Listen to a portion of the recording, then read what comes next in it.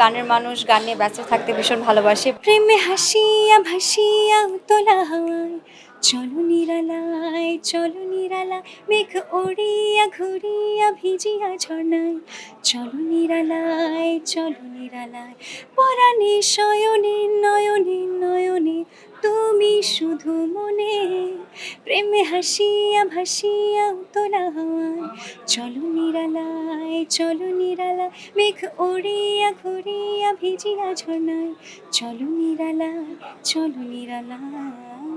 চলনিরালায় পুরোটাই একটা লাক, হ্যাঁ, এরকম চলনিরালার মতো আমার জীবনে আরো গান আসবে কিনা এটা আমার ভাগ্যের উপর ডিপেন্ড করে।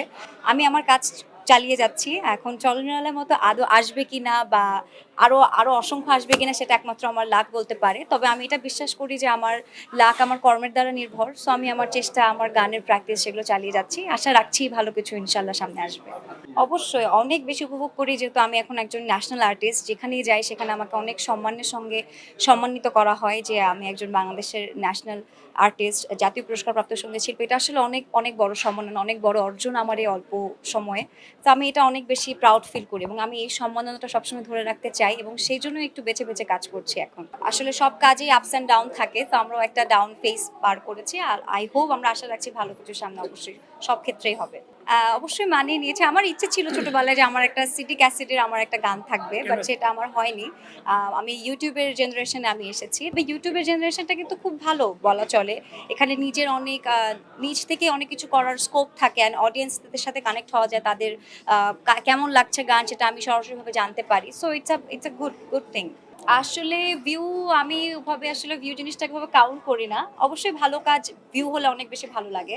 তবে যেগুলো উল্টাপাল্টা জিনিস ভিউ হয় সেগুলোকে আমি আসলে কাউন্ট করি না। ভালো জিনিস ভিউ হোক, ভালো জিনিসের প্রচার অনেক বাড়ুক, সেটা আমি চাই।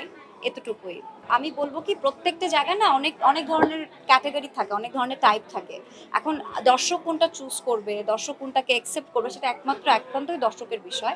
আমি আমার ভালো গান গাই, ভালো কাজ করি এবং আমার কিছু একটা, আমার সিলেক্টিভ কিছু অডিয়েন্স আছে যারা আমাকে আমার এই ধরনের গান তারা শুনতে পছন্দ করে। তাদের জন্যই আসলে গান, এবং নিজের জন্য আসলে নিজের যে ধরনের গান গাইতে ভালোবাসি, শুনতে ভালোবাসি। মূল্যায়ন আসলে না, আমি যাদের সঙ্গে কাজ করেছি তারা ভীষণ গুণী গীতিকার, যাদের সঙ্গে কাজ করেছি এবং অবশ্যই গানের কথা, গানের সুর বিবেচনা করে আমি যে কোনো একটা করে থাকি।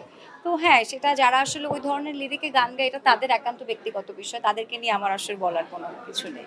বেশ কয়েকটি প্লেব্যাকে গান গেয়েছি, যেগুলো ইনশাআল্লাহ 2025-এ আসবে।